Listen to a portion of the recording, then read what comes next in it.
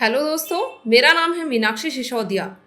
मैं आपके लिए कोर्स लेकर आ रही हूँ यूपी पीजीटी, जिसमें कि मेरा विषय होगा सोशोलॉजी यानी कि समाजशास्त्र। दोस्तों, मैं आपको वीडियो लेक्चर्स प्रोवाइड कराऊंगी, साथ में मैं आपको पीडीएफ के थ्रू सारा मटेरियल, स्टडी मटेरियल जो होगा मैं वो प्रोवाइड कराऊंगी, और क्वेश्चन टेस्ट सीरीज जो होंगी मैं आपको वो भी प्रोवाइड कराऊंगी।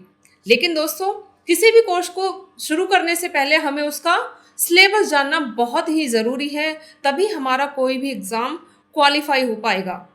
तो चलिए स्टार्टिंग करते हैं अपने सिलेबस से, जो कि उत्तर प्रदेश माध्यमिक शिक्षा चयन बोर्ड द्वारा हमें प्रोवाइड कराया गया है। मैं इसका लिंक जो है आपके डिस्क्रिप्शन बॉक्स में भी दूंगी। तो चलिए स्टार्टिंग करते हैं दोस्तों, और अपना एक कॉपी और पेन लेकर जो मैं आपसे बोलती चलूँ उसको नोट डाउन कीजिए, क्योंकि देखिए कुछ चीज़ें ऐसी होती हैं जिन्हें हम अपने हाथ से नोट डाउन करते हैं, उन चीज़ों को हम अच्छे से याद कर पाते हैं और हमें पता चलता है कि सिलेबस में क्या क्या इन्होंने दिया हुआ है। सबसे पहले समाजशास्त्र का अर्थ क्या है, उसकी विषय वस्तु क्या है, उसका विकास कैसे हुआ, उसकी उत्पत्ति कैसे हुई, और समाजशास्त्र का अन्य विषयों के साथ में कैसा संबंध है, अन्य विज्ञानों के साथ में कैसे इसके इंटरकनेक्टेड है ये, तो इस सब को इन्होंने दिया है। समाजशास्त्र में इन्होंने वेस्टर्न थिंकर्स को भी दिया है और जो इंडियन थिंकर हैं उनको भी इन्होंने दिया है। तो जो हमारे वेस्टर्न थिंकर हैं उनमें नाम है पहला अगस्त कॉम्टे का, जो कि फादर ऑफ सोशोलॉजी कहे जाते हैं। नेक्स्ट है हर्बर्ट स्पेंसर। उसके बाद में नंबर आता है इमानुएल दुर्खिम, जो कि एक बहुत बड़ा नाम है वेस्टर्न थिंकर्स में, जिनका योगदान रहा है सोशोलॉजी को आगे बढ़ाने में। सोशोलॉजी को बहुत सारे इन्होंने सिद्धांत दिए। नेक्स्ट है मैक्स वेबर, इन्होंने 4 वेस्टर्न थिंकर्स को दिया है।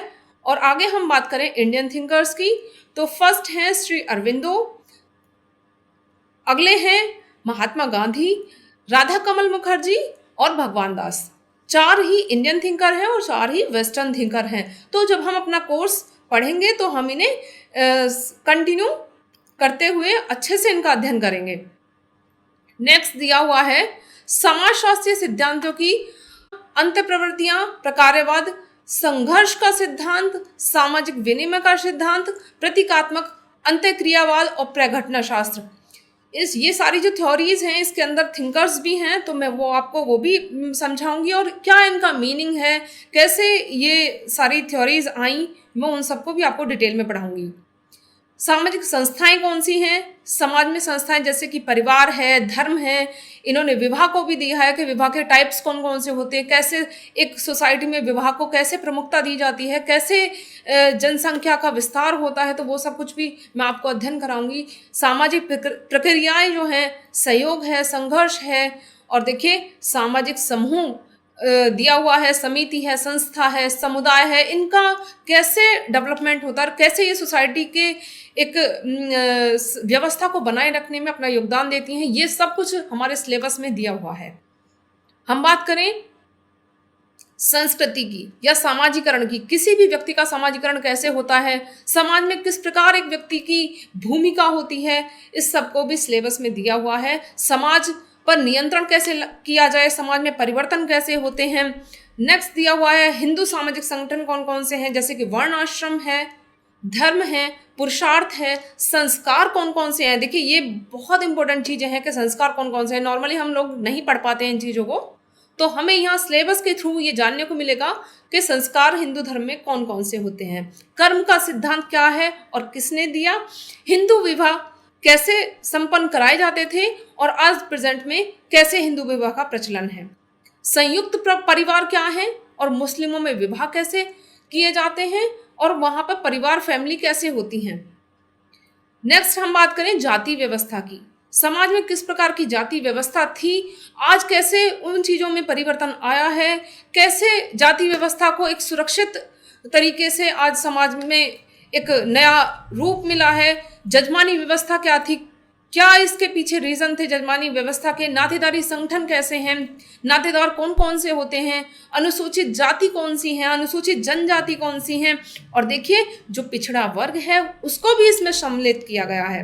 साथ में भारतीय स्त्रियों और उनसे संबंधित समस्याओं को भी जो चयन बोर्ड है उसने आपके सिलेबस में प्रोवाइड कराया है कि हम इन चीज़ों को पढ़ें और कहीं ना कहीं हम सोसाइटी से कनेक्टेड हों। दोस्तों, ग्रामीण परिवर्तन कैसे होते हैं, इनका विकास कैसे होता है, कैसे कैसे चेंजेस आते हैं ग्रामीण क्षेत्र में, साथ में समेकित ग्रामीण विकास कार्यक्रम कौन कौन से होते हैं, पंचायती राज व्यवस्था कैसे आई, कब आई और कहाँ सबसे पहले आई, इस सब का भी हम अध्ययन करेंगे। पाश्चात्यकरण क्या है, संस्कृतिकरण क्या है, और देखिए औद्योगिकरण, आपका सार्वभौमिकरण, धर्म निरपेक्षीकरण और भारतीय समाज का आधुनिककरण कैसे हुआ, इसकी संरचना क्या है, गतिशीलता कैसी है, इसका अध्ययन भी हम सिलेबस के थ्रू अपने कोर्स में करेंगे। और देखिए दोस्तों, नगरीकरण कैसे होता है, भारतीय ग्रामीण कृषि सुधार जो कार्यक्रम हैं वो कौन कौन से हैं, सामाजिक स्तरीकरण कैसे होता है और साथ में समाज में परिवर्तन कैसे होता है, जाति और वर्ग क्या है, जाति व्यवस्था कैसी थी, वर्ग कैसे कैसे रहे हैं समाज में, और ग्रामीण शक्ति संरचना एवं नेतृत्व गांव की सबसे बड़ी एक उपलब्धि कहेंगे कि गांव में कैसे नेतृत्व उभर रहा है, कैसे महिलाएं सामने आ रही हैं, तो हम इन सब की भी चर्चा अपने कोर्स में करेंगे। साथ में दिया है कि सामाजिक विघटन की अवधारणा है, किसने दी, व्यक्तिगत विघटन क्या है, पारिवारिक विघटन क्या है, कैसे परिवार टूट रहे हैं, कैसे समाज की बॉन्डिंग खत्म हो रही है, तो उनके पीछे रीजन क्या है, इन सबको भी हम अपनी क्लासेस में जानेंगे।